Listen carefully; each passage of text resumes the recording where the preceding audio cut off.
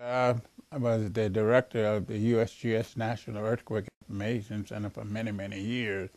And I was there for many years, and uh, I retired about 3.5 years ago.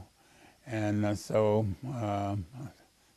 many advancements and what have you with our center. And I would say that our center at the present time still one of the leading centers in the world for earthquakes and reporting on earthquakes. Well, first of all, let me give you the history and give you some facts. Now, according to long-term records, um, we should have 18 major earthquakes in any given year, and major earthquakes are 7.0 to 7.9, and one great earthquake in any given year, and that's 8.0 and above. Now, when you look at it over the past 25 years, as to people telling me that earthquakes are on the increase, we are not. Because if you look at the number of major earthquakes, which is 7.0 to 7.9, we should have 18 of those in any given year, every year. And we have been below that for the past 25 years. So when you look at the world as far as major and great earthquakes are concerned, we are below the average that we have. Yes, I'll tell you why. And I'm going to give you a little bit of history of some of the things I know about earthquakes in the East. Um, well, it's not in the East, it's well in the Midwest there when you talk about in the Mississippi Valley area, when you talk about the New Madrid fault system.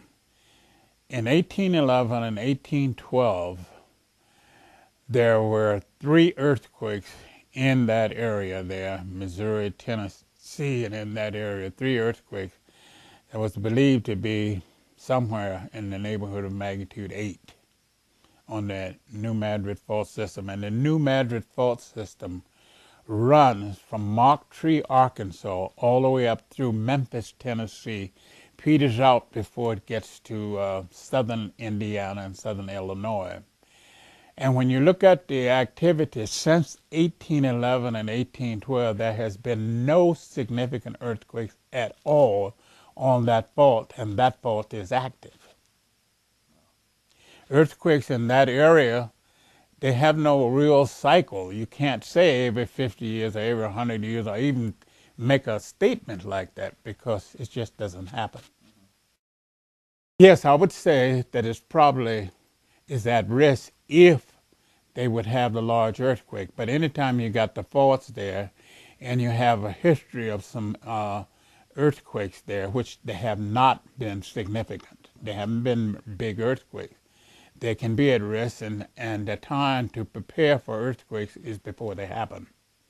So when you look at what's there, they got faults there, and they know they have the faults, and some of the faults that they established are active. But certainly, it's something that they should be addressing.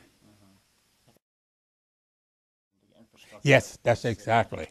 It's so many people there, and many of the buildings are not built according to the code for earthquakes of significant size. They're just not built that way. And maybe then in recent years, even now, maybe they're doing them better in their structures. But when you look at what the buildings look like, if you would get a major earthquake, when you say major, you're talking about 7 and above when you say major earthquake. Well, they haven't had that. They haven't even been close to that. In some parts of New York, I don't know, they've been very close to 6. But when you get in the other areas of New York, they've been in 4 and 5, and you call those light and moderate earthquakes when you get in that range. So they don't have a history of destructive earthquakes. So it's very hard to say that you're at risk, and I mean, how imminent is the at risk, when you look at it, because of the frequency of earthquakes anywhere on the East. Sure. No, I don't think so. I don't think that they considered it because at the time that these was being built, I'm not sure that all of the planners really, if you ask them about earthquakes, they say, well, sure, there's a risk, but they don't think the risk is that great. And I would say, if you ask me if it was built that way, I would say no. No. And look at it, you look at it right here in the United States. I would think that probably after Sumatra, I will say this, after Sumatra tsunami and earthquake, and the waves eventually went all the way from over there off the coast in the Indian Ocean and hit the Atlantic Ocean 30 some hours after the earthquake occurred. And the people had been begging for a tsunami warning system in the Atlantic Ocean, and they told them, these are powers to be said, no, we cannot afford to put a tsunami warning system in the Atlantic Ocean. The frequency of tsunamis are so small, and we just cannot put the money in it.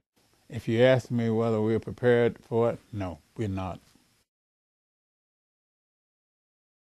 They know a lot because you got Lamont Doherty there. There's a research as part of Columbia University. It's a great research center. That Lamont Doherty Observatory over there, they got some great scientists there, geologists, geophysicists, engineers, and everything. And they're looking at it, and they're telling them the possibilities and everything. But yeah, you got that, but how in the world are you going to be able to get funds to do it? Like you say, if you have a big earthquake in New York City, I would hate to think about what would happen. Yeah, you lose 20% That's what I'm saying, Yeah. When I say a major earthquake, I'm talking 7.0 and above. Yeah. If you had an earthquake in New York like that, in New York City, devastating.